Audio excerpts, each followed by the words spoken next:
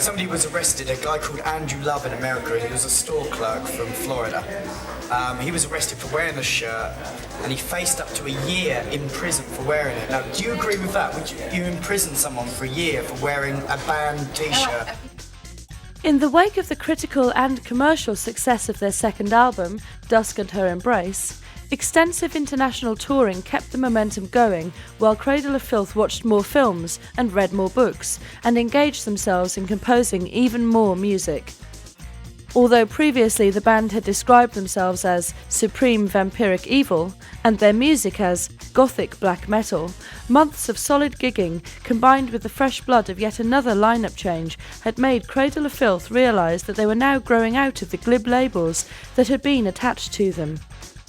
On the touring front, Cradle of Filth travelled extensively throughout Europe and crossed the Atlantic for the first time for one prestigious live appearance at the 1997 Milwaukee Metal Festival alongside legends Venom, inspirational overlords of the black metal scene.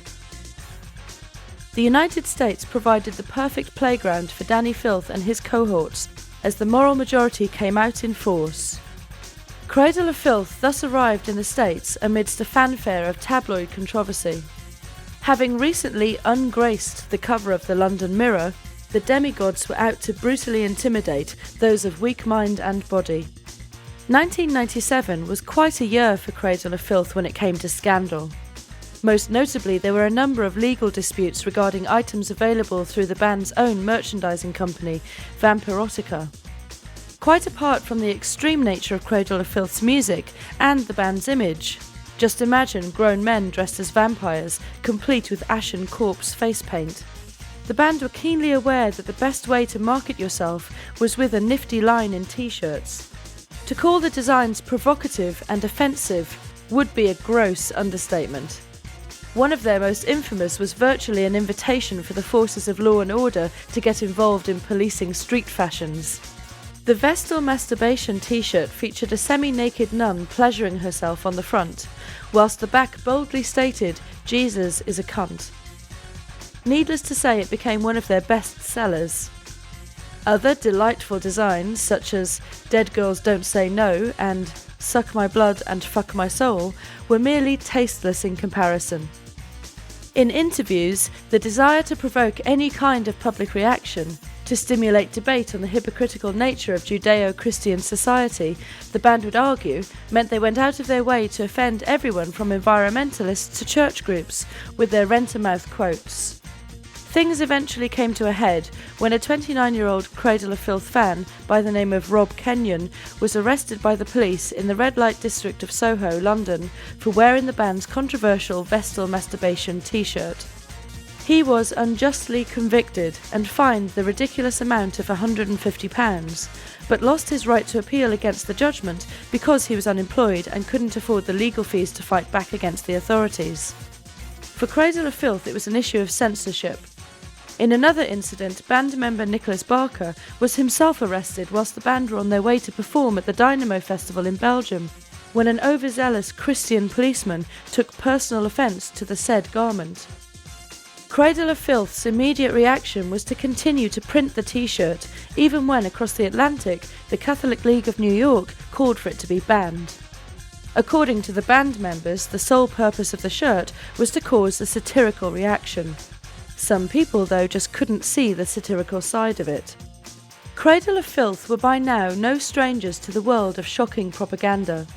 Yet, despite concerted persistent legal attempts to curb their activities, the band showed no indication of slowing or toning their act down.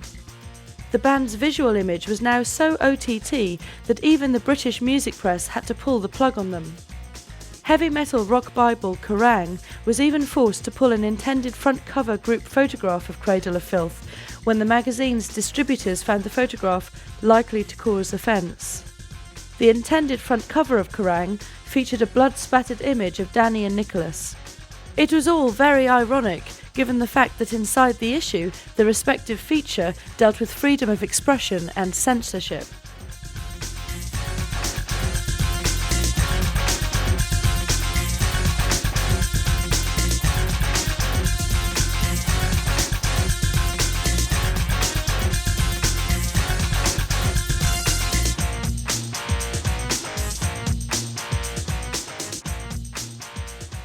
Hi, this is Jan from Cradle of fucking Filth. It was back again to basics for Cradle of Filth when their third album, the aptly titled Cruelty and the Beast, was finally unleashed onto an eagerly awaiting public on May 5th, 1998. Needless to say, it received great reviews. A concept album of sorts, its storyline was based on the grisly, twisted crimes of 16th century Hungarian noblewoman Countess Elizabeth Bathory, who preserved her beauty by bathing in the blood of virgin girls. Legend has it that the Countess killed over 600 young women to keep the Bathory Fountain of Youth filled with virgin blood. She became known locally as the Princess Dracula. However, her reign of terror came to an end when she was locked into her own home. She lived 3 more years before she eventually died. With Cruelty and the Beast, Cradle of Filth's trademark musical style was firmly established. The sweeping gothic orchestration and passages of blistering thrash metal carried some of Danny Filth's most outrageously ornate and over-the-top lyrics.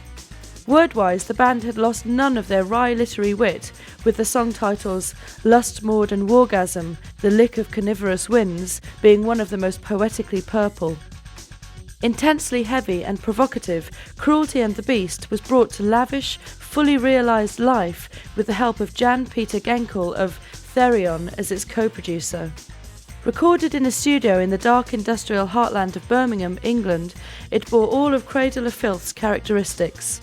Searing yet strangely melodic guitars, lush keyboards, and unearthly vocals that more than ever hinted at crazed demonic possession. A special limited edition version of the album was later released featuring 3 bonus cover versions: Venom's Black Metal, Iron Maiden's Hallowed Be Thy Name, and Sodomy and Lust by Sodom, and remixes of 2 songs, Twisted Nails of Faith and Lust, Maud and Wargasm. Broadening their musical scope and again defying critical labels, the Twisted Nails of Faith remix had all the hallmarks of a prodigy-infested technofest. With the incomparable Ingrid Pitt guesting on Cruelty and the Beast, the band's soundtrack analogy sidled that bit closer to becoming almost truth. Her success in the classic Hammer horror films The Vampire Lovers and Countess Dracula, where she portrayed a character loosely based on Elizabeth Bathory, led Cradle of Filth to engage her vocal talents on one of the album's key tracks, Bathory Aria Part 3, Eyes That Witness Madness, a notable event that only enhanced the blood-curdling spirit of the group. The inspiration Cradle of Filth had always drawn from vampirism became even more important to them on Cruelty and the Beast. Passion in defiance of oppression, the amorality of beauty, the sublimated eroticism of fangs penetrating broken flesh, the profound truths which surfaced through role-playing, all of these characteristics, so central to Gothic vampires, could also be experienced on Cradle of Filth's latest creative masterwork. The insanely over-the-top Cruelty and the Beast has to date sold in excess of 500,000 units worldwide.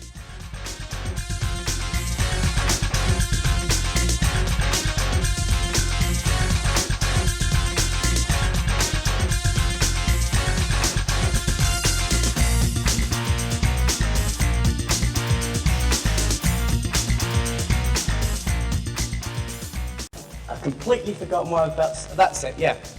Bollocks, arse flaps. Such was Cradle of Filth's growing notoriety at this stage in their career that they became the subject of an unintentionally, wonderfully humorous piss-taking documentary. BBC Two's Living with the Enemy brought them and the concerned mother of one of their young fans together in a face-to-face confrontation. Forever out to shock, Cradle of Filth now vented their dark, amoral feelings publicly to a massive mainstream television audience. And shock they did. The BBC's switchboards were jammed following the Filth's appearance on the November 4th, 1998 edition of the confrontational programme, as hundreds of sensitive, horse-faced souls objecting to the Suffolk Terror's over-exuberant use of the word cunt picked up their phones to complain. After hearing the band bandy in the word 13 times in 30 minutes, viewers had the willies put right up them and obviously concluded that Cradle of Filth were nothing but foul-mouthed louts. As sales of their new album and previous records continued putting notes in their respective bank accounts, Cradle of Filth were again riding the crest of a controversial wave. Month by month, some new incident would result in major press coverage. On one particular occasion, a marvellously farcical situation resulted from another offensive t-shirt design, but ironically not one of the band's own. During a quick photo shoot in the Vatican, police armed with submachine guns took exception to Danny Filth's I Love Satan t-shirt and keyboard player Les Lecter Smith's customary Vickers dog collar. When questioned about this sartorial faux pas in the holy city of Rome, one of the band cleverly stated that they played evil music and produced a tour laminate featuring a semi-naked woman crucified on an upside-down cross with the legend "Desire Me Like Satan" to prove they were in a rock and roll band. This of course merely set the cat amongst the pigeons on St. Peter's Square. Not exactly past masters at diplomacy, this attempt to defuse a potentially dangerous situation failed, and the band were questioned for an hour by the outraged authorities before being allowed to head off to their rapidly approaching gig appointment. Speaking their minds was pretty much the order of the day for the band, as they topped readers' polls and chalked up numerous awards. Cradle of Filth gained further notoriety and even more popularity amongst the rock fraternity by insulting glossy media socialite Tara Palmer Tompkinson at the 1998 Kerrang! Magazine Music Awards when they picked up their gong for Best British Live Act. Cutting the polite ceremonial, singer Danny Filth promptly denounced Miss Palmer Tompkinson's then newspaper column as crap and her cocktail frock cheap. This display of outright verbosity didn't go down too well with the awards organisers, and the humiliated It Girl scuttled away in tears.